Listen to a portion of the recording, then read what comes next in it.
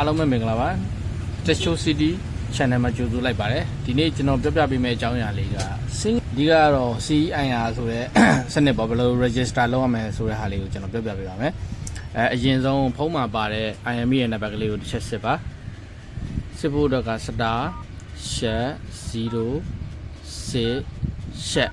အဲ့လိုနဲ့လိုက်လို့ရှိရင် IME 12ဆိုပြီးပေါ်လာရပါတော့အဲ့တော့ IME 12ကိုမှတ်ထားပြီးတော့browser မှာ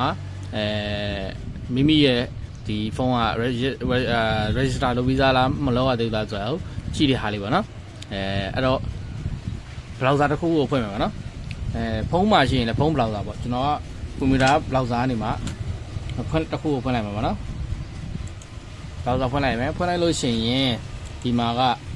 www.ceir.com ဆိုပြီးတော့ceir.gov.mn ဆိုပြီးပေါ်နေပါတော့အဲ့လိုချက်ဝင်လိုက်ပါပြီးလို့ရှိရင်အပေါ်ဆုံးမှာမြန်မာ Central Equipment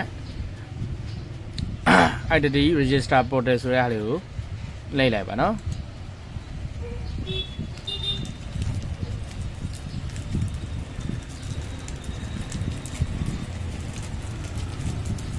ဒါကကြတော့ register တင်ပြီးသားလားမတင်ရသေးဘူးလားဆိုတော့စစ်တဲ့နည်းလေးပေါ့နော်အဲ့တော့အောက်နားလေးကိုနည်းနည်းဆွဲလိုက်မယ်သူကဒီမှာ check IMEI status ဆိုတဲ့ဟာလေးရှိတယ်ပေါ့နော်အဲ့ဒါလေးကိုတစ်ချက်ဝင်လိုက်မယ်အဲ့ဒီမှာကသူကဒီမှာက IMEI under IMEI လို့ပြောရပါနော် under IMEI လို့ပြောတော့under IMEI လို့ပြထားတယ်ပေါ့နော်အဲ့ဒီနေရာမှာခုနဖုန်းကစစ်လိုက်တဲ့ဥစ္စာကိုထည့်မယ်ပေါ့နော်ကျွန်တော်ကြည့်အောင်တစ်ချက်ပြန်ပြီးတော့အဲ့တော့ star share 06 share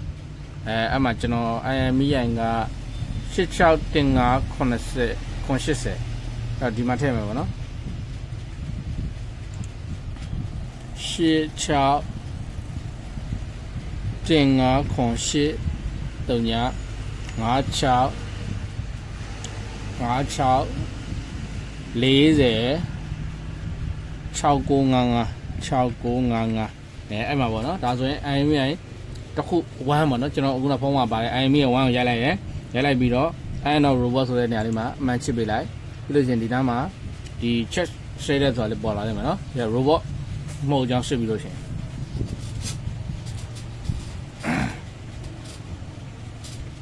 အဲ့ဒါရင်ကျွန်တော်ရဲ့ဒီဖုန်းက register လုပ်ပြီးသားလားမလုပ်ရသေးဘူးလားဆိုတာကြည့်လို့ရပါနော်ဒီမှာဒါဆိုရင်သူကသုံးခုစလုံး IMEI စစ်တယ်လဲမှန်တယ်ပေါ့နော်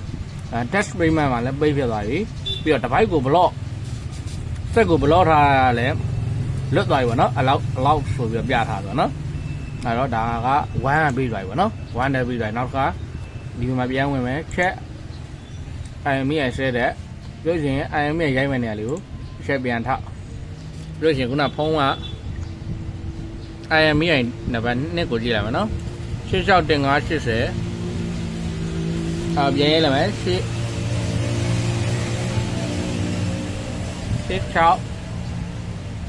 တင်ငါခွန်10 56 40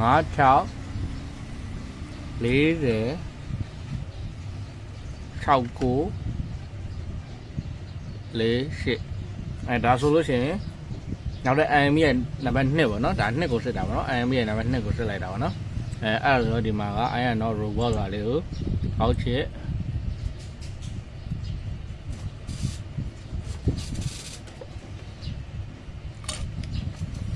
ပြီးရင် check ချလေးတယ်ပေါ့နော်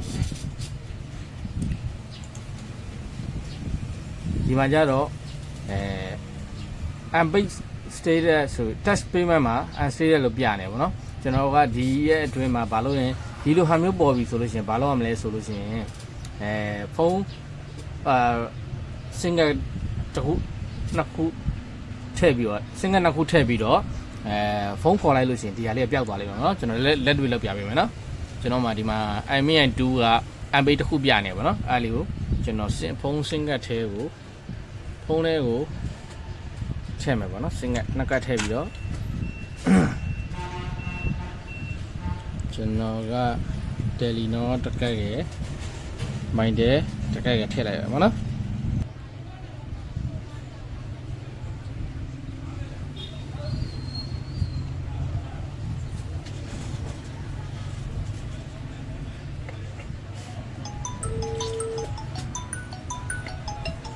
အဲ့ဒါကျွန်တော်ကင်လိုက်ပါနော်ကင်ပြီးတော့ hello အဲဒါဆိုရင်ဒါ register တင်တဲ့ပုံစံမျိုးဖြစ်သွားပြီပေါ့နော်အဲ့ဒါကျွန်တော်တစ်ခါပြန်စစ်ကြည့်မယ်ပေါ့နော်အဲဒီဖုန်းရဲ့IMEI ကိုရှော့ဝင်လိုက်မယ်နော် star share 06 share 06 share IMEI 2မှာခုနမရတာပေါ့နော်အဲ့တေ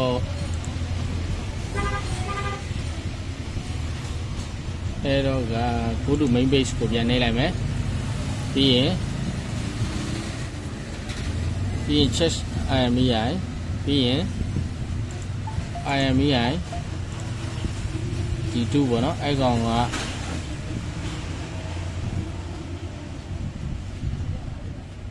16တင်ငါခွန်3ညတင်ငါခွန်83ည83ည5640 6948ဒါက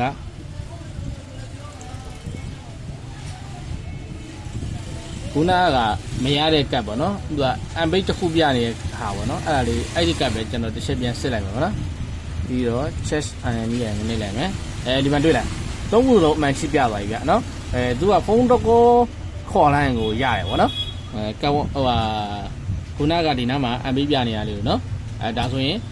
စင်ကတ်ထဲဖုန်းထဲကိုစင်ကတ်ထဲပြီးတော့အဲ့လိုပြနေပြီဆိုရင်ရပြီပေါ့နော်ဒါဆိုရင် finish ဒါဆိုရင်ဒီဆက်က IMEI ဟိုရသွားပြီပေါ့နော်အားလုံးပဲအဆင်ပြေမယ်လို့ထင်ပါတယ်